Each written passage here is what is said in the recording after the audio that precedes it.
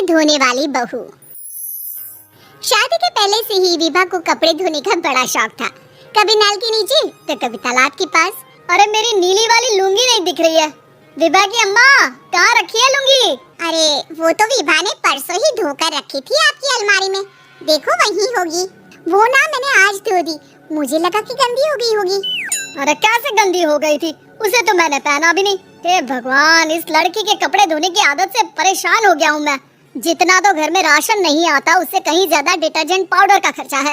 इसकी शादी करवा दो, शादी जाए अपने घर में ही करे काम, फिर चाहे घर के कपड़े धोने हो या पूरे गांव के। हाँ ठीक बोल रही हूँ, देखता हूँ मैं कोई लड़का। वो दिन भी आ जाता है जब विभा को देखने लड़के वाले आ जाते हैं। लड़की मुझे अच्छी लगी।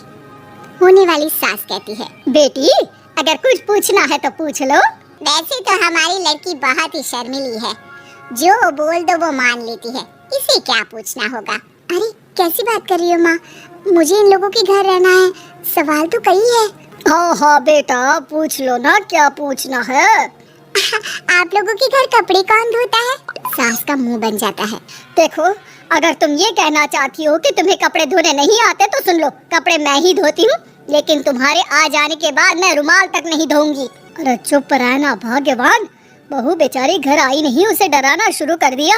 वो क्या है ना बिटिया, अभी तक तो ये कल्लू की माँ ही धोती थी, लेकिन अब तुम्हारे पापा तो दहेज में वॉशिंग मशीन देंगे ही।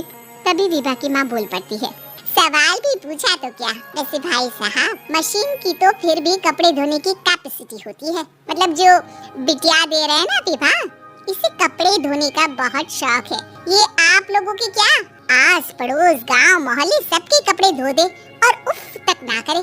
बाहर देखा नहीं आपने कितने कपड़े सूख रहे हैं?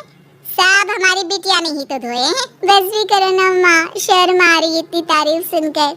और तो और एक दाग निकाल कर दिखाओ तो मान जाओ। हाँ अच्छा अच्छा, माफ करना बेटा, मैंने गलत समझा, हमें तो रिश्ता बहुत पसंद है। और ऐसे जुड़ जाता है रिश्ता कपड़े धोने का शौक रखने वाली विभा का। उसकी शादी हो जाती है कोयला फैक्ट्री में काम करने वाले कल्लू के साथ। शादी के बाद अचानक विभा चिल्लाती हुई सास के पास आती है, सासू माँ, अरे सासू माँ कहाँ है आप? ये तो धोखा है, धोखा दिया आप लोगों ने मुझे। इसे ससुर के चक्कर के बारे में पता चल गया। अरे तो उसमें तुझे क्यों धोखा मिला है? अरे नल में पानी नहीं आता, कपड़े कैसे कब धुलेंगे? अच्छा अच्छा, तू पानी नहीं आ रहा उसकी बात कर रही है? तो आपने क्या सोचा? कुछ नहीं। अच्छा तेरी माँ ने कहा था कि कपड़े धोने का शौक है, तुझे याद आया मुझे। शौक शौक बोलकर कपड़े धोने वाले मेरे जुनून को कम ना आके सासू माँ, कपड़ा धोना मेरा गुरूर है। तभी पति भी वहाँ आ जाता है। अभी अभी मैंने इसे सनी देओल की फिल्म दिखाई है, उसी के डायलॉग मार रही है माँ। अच्छा सुन, साफ साफ बता रही हूँ, पानी सुबह 4 से 6 और शाम को 10 से 12 आता है, समझी? विभा टाइमिंग सुनकर हैरान हो जाती है। ये क्या भूतों का मोहल्ला है?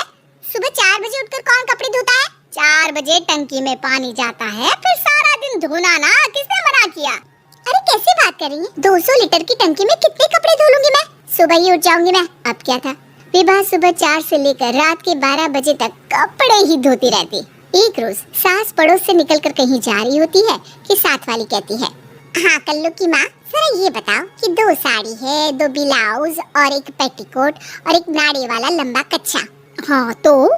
अरे तो क्या, कितना लोगी धुलाई ये बताओ। धोबन दिख रहे हैं हम क्या? हमारे पति सरकारी नौकरी से अभी अभी रिटायर हुए हैं और बेटा सुपरवाइजर है कोयला फैक्ट्री में। धोबन समझ रखा है हमें? हाय रे कल्लू की अम्मा, माफ कर दो, वो तो मोहल्ले में यही सब बता रहे थे कि तुमने बहू को कपड़ा धुलवाने के काम में लगा दिया है। सास को पड़ोसन की बात सुनकर गुस्सा आ जाता है। वो घर पहुंचती है जहां घर के बाहर ही इतने सारे कपड़े सूख रहे होते हैं जितने कि किसी धोबन के घर पर। अरे ओ कल्लू की दुल्हन, बाहर निकल। माँ जी यहीं आ जाओ, बाथरूम में चादर धो रहे हैं हम। अरे अभी हम धोते हैं, तुमको बाहर निकलो। ये आस पड़ोस वाले बोल रहे हैं कि हम बहू से कपड़े धुलवा कर उसे कपड़ा धोने वाली बना दिए हैं। अरे छोड़ो ना माँ जी, किन लोगों की बातों में आती हो? आस पास के लोगों का तो काम ही होता है कि वो किसी तरह सास बहू को लड़ा दे। बहू सारे घर के कपड़े धोती है, ये क्या कम है? बोलिए। सास को भी लग जाता है कि वो बहू का ये सनकीपन नहीं छुड़वा सकती, इससे अच्छा है कि खुद ही चुप हो जाए। एक रोज सास और बहू मंदिर जाते हैं, जहाँ सास की साड़ी वहाँ खड़ी भीख मांगने वाली से मिलती है। माँ जी क्या बात है, आपकी साड़ी उस भिखारन से कितनी मिल रही है ना? हाँ हाँ देखो तो, दोनों की साड़ी मिल रही है। क्या बात है कल्लू की अम्मा, तुम खुद को तो अफसर की बीवी बताती हो और ऐसी सिंपल सी प्लेन साड़ी पहनकर घूमती हो। सिंपल और प्लेन नहीं है ये साड़ी। तो क्या सोने के धागे से फूल बने हैं? कुछ भी सासू माँ, कुछ भी। हाँ बने थे इस साड़ी में सोने के धागे से फूल। मेरे पति लेकर आए थे मद्रास से स्पेशली मेरे लिए 10,000 की। ताहे भाई साहब इस भिखारन के लिए भी सेम टू सेम साड़ी लेकर आए होंगे 10,000 की। सास उस वक्त तो कुछ नहीं कहती, लेकिन बहू के साथ घर आती है और अलमारी से एल्बम निकाल कर लाती है। ये साड़ी देख रही है, ये वही साड़ी है जिसे मैंने अभी पहना था। इस साड़ी में ये जो चमकदार फूल दिख रहे हैं ना, ये सोने के धागों से काटे गए हैं। लेकिन तू लोकल वॉशिंग मशीन ब्रश से घिस घिस कर सारे फूलों को निकाल कर साड़ी प्लेन कर दी। मुझे माफ कर दीजिए सासू माँ। और तो और, जब मैंने तुझे तेरी गलती के लिए कुछ नहीं कहा, लेकिन तूने तो सबके सामने मेरा मजाक ही बना दिया। क्यों? बहू को समझ में आ जाता है कि अब से उसका कपड़े धोना बंद।